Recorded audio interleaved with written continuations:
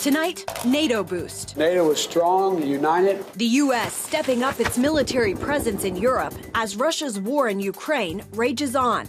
Plus, fallout. The president said something to the effect of, "I'm the effing president. Take me up to the Capitol now." New questions after dramatic testimony by a former White House staffer about President Trump's actions on January 6th. And there's an app for that. I am super grateful for the iPhone because it made it possible for us to have the Bible app. Spreading the gospel in a digital world 15 years since the iPhone. All this and more on Faith Nation.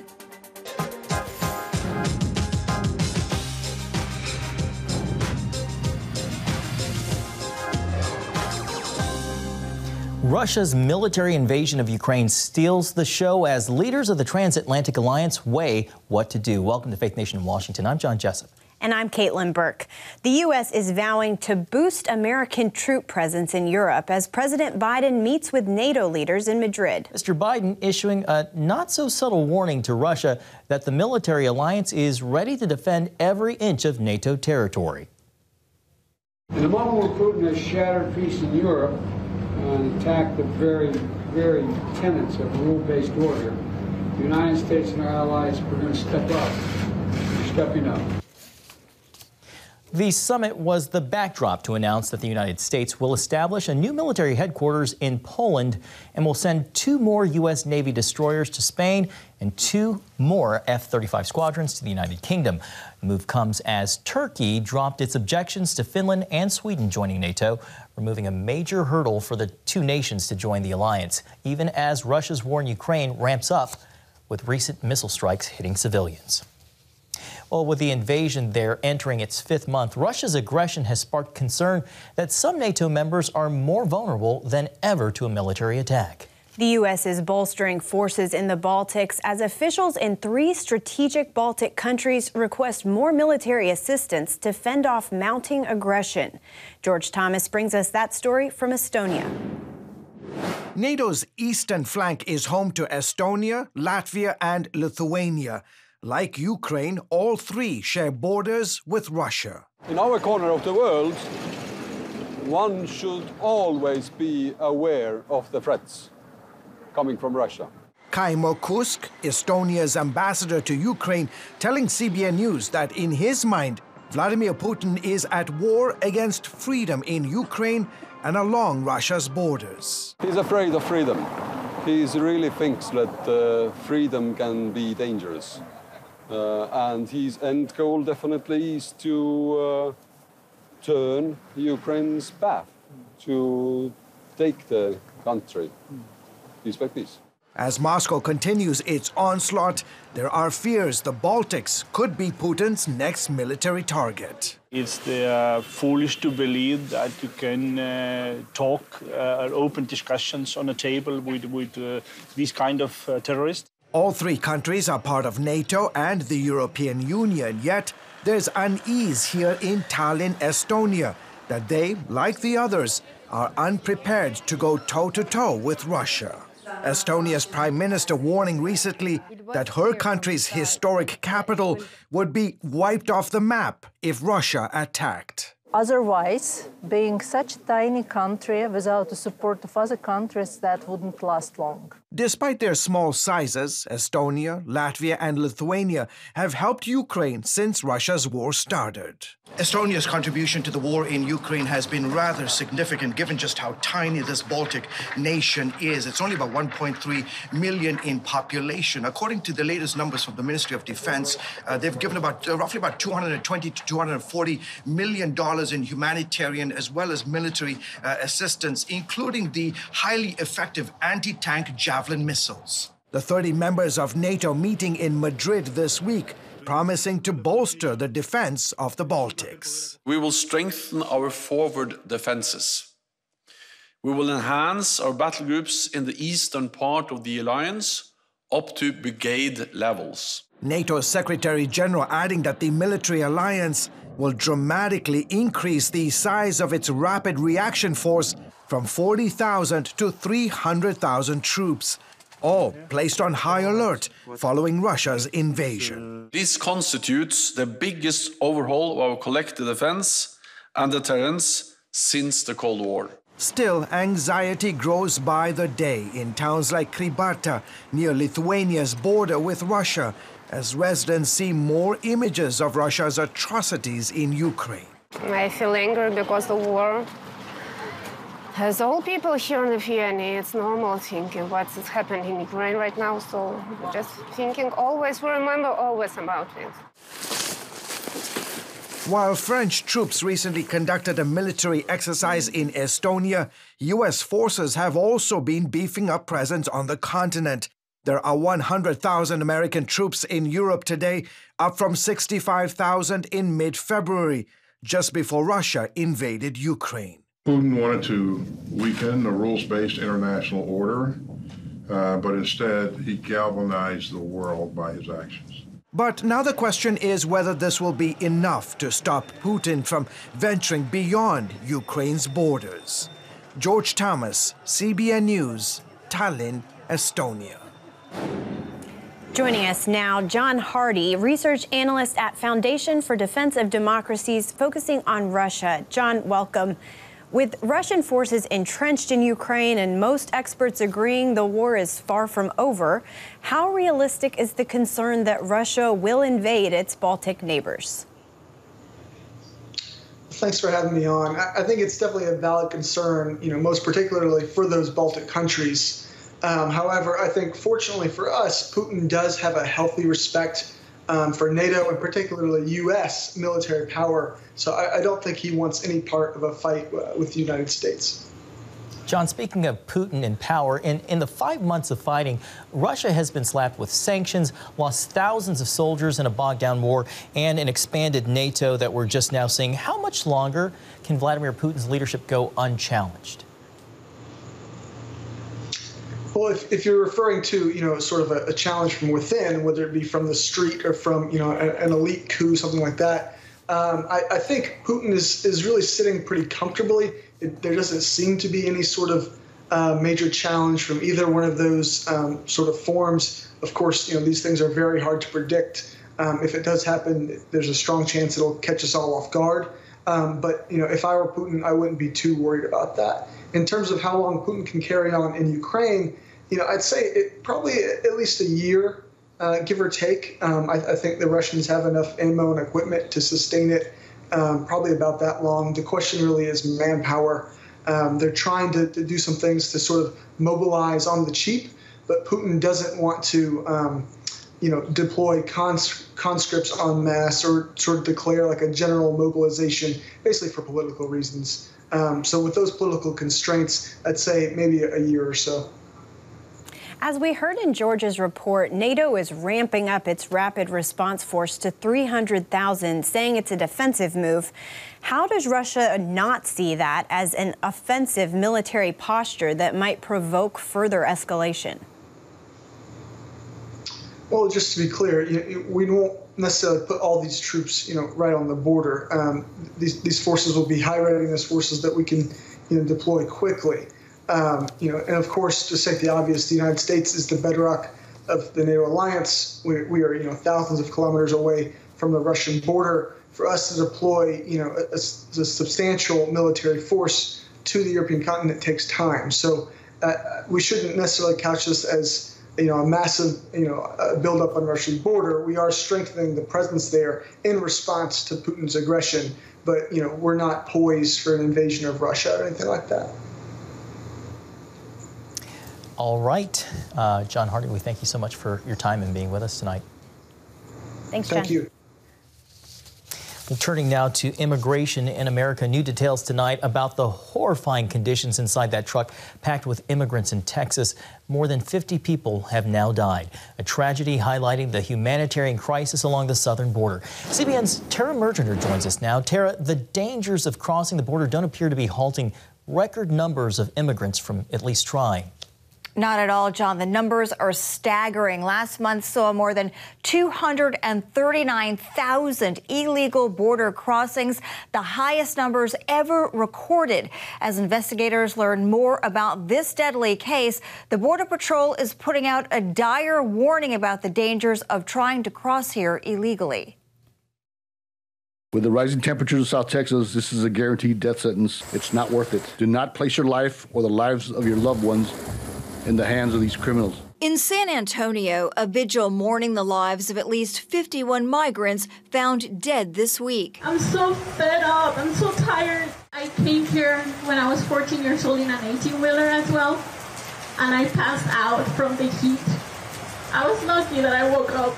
Authorities say traffickers stuffed more than 60 migrants into the back of this abandoned tractor trailer with no air conditioning. God knows how long they were there for. Most of the men, women, and children already dead by the time help arrived. The floor of the trailer was covered with dead bodies. The survivors remain in critical condition. They were all with tubes. They couldn't talk at all. The truck's registration leading investigators to a home in San Antonio. 3 men are in custody, 2 of them from Mexico living in the U.S. illegally. You got a rescue beacon activation on the Silver Tanks Road. Border Patrol has 47 rescue beacons placed in high-traffic areas throughout the Rio Grande Valley. They help agents find migrants in distress at a faster rate, even as the surge increasingly overwhelms agents. 50 dead migrants in the back of a trailer. These people are heartbroken, our law enforcement personnel, because this is the kind of thing they can stop if they're not distracted, because they're having to process all of these people because Biden refuses to enforce the law. Texas Governor Greg Abbott also blames President Biden's border policies. All he's done since he's been president is employ open border policies. That means basically ceding the border to the cartels to engage in activity just like this. And most of the victims in the truck were men from Mexico, Guatemala, and Honduras. Before Monday, the worst smuggling-related mass fatality in recent Texas history was in 2003, when 19 people died after being trapped in an unrefrigerated dairy truck for hundreds of miles. Tara, with all the reporting that you've done at the border, can you talk about the kinds of conditions that migrants crossing the border are facing? Well, yeah, Caitlin, they're absolutely treacherous, or they can be. Some migrants are traveling for days through multiple countries to get here on foot, sometimes on the roofs of freight trains, in the back of trucks. Remember, their lives are in the hands of smugglers who've been paid thousands of dollars for each person they get here. Not only adults, but very small children traveling alone. They've got to worry about getting robbed or raped. It has happened too often, and you can only carry so much food and water, again, putting you at the mercy of the smugglers. Regrettably, a lucrative business. CBN's Tara Merger, thank you so much for that report tonight. Thanks, Tara. Bombshell testimony paints a new picture of President Trump on January 6th. The fallout from the House committee's latest hearing, next on Faith Nation. Welcome back. Allies of President Trump feeling renewed pressure to speak out after explosive testimony Tuesday before the January 6th Select Committee. Former top aide to Mark Meadows, Cassidy Hutchinson, testified that former President Trump wanted to go to the Capitol himself on the now infamous day, adding that she was told by the White House Deputy Chief of Staff that Mr. Trump even tried to grab the wheel of the presidential limo and lunged at a Secret Service agent when he was told they could not go to the Capitol. The president said something to the effect of, "I'm the effing president. Take me up to the Capitol now." There are multiple reports the Secret Service is ready to dispute some of her claims. Hutchinson also testified President Trump knew some of those trying to attend his rally at the Ellipse were carrying firearms and other weapons, and that he became furious the Secret Service wouldn't let them enter the area where he was speaking. Well, for more on this, let's bring in CBN News Chief Political Analyst David Brody.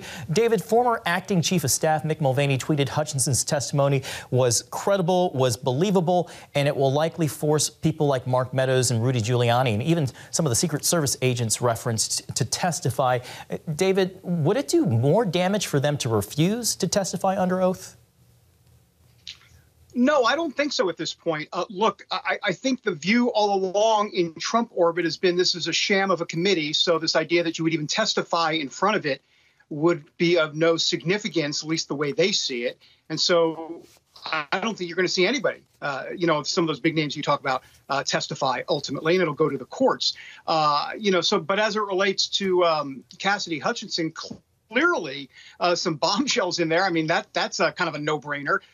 Though now we're getting reports, as you know, that some of these Secret Service agents say which he said was not true. And so the plot thickens. And look, I've got to tell you, here's the problem as it relates to Cassidy Hutchinson. If it's all true, it all has to be true. Let me start again. If it's true, if she goes on and says all of this, then it better be 100% true. It better be airtight, because if you've got one thing that's not true, then the other side is going to poke a hole in everything else. So the credibility is a big factor here, guys. Now, the former president immediately took to his social media platform saying it was not true. If her testimony is corroborated, does that end any chance of a Trump 2024 campaign?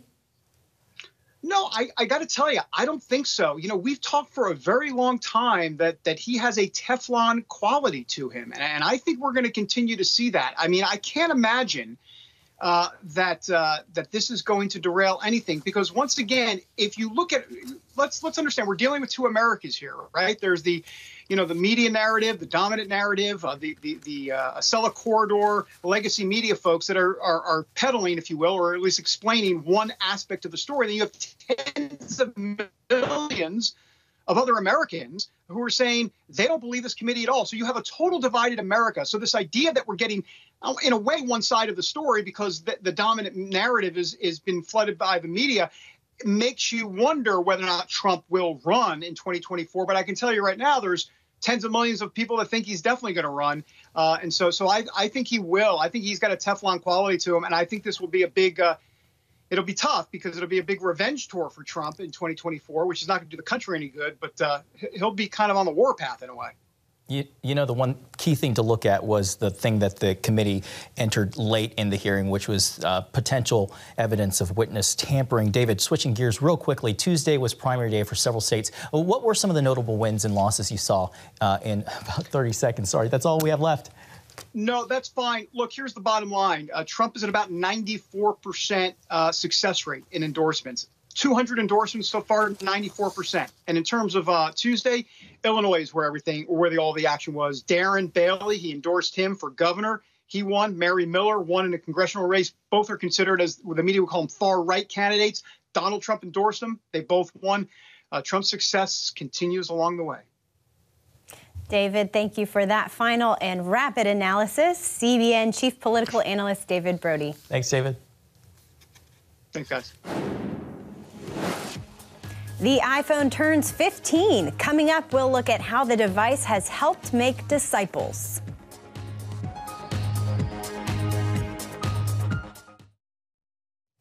Well, welcome back. Caitlin, it's hard to believe, but it was 15 years ago that Apple revolutionized the way we communicate by putting up these iPhones for sale. Since then, the company has sold more than 2 billion smartphones, making it a huge success. One thing people wondered way back then was what the purpose of the iPhone would be. For Christians, it's actually played a significant role in helping spread the gospel. Abigail Robertson explains. This iPhone was the first to download the YouVersion Bible app, an app that now has more than 500 million downloads. The free app was also among the first 200 available in the App Store. I am super grateful for the iPhone because it made it possible for us to have the Bible app. And that opportunity came a year after the iPhone release, when Apple opened the digital doors of its App Store. We saw the technology as a potential to reach people with the gospel.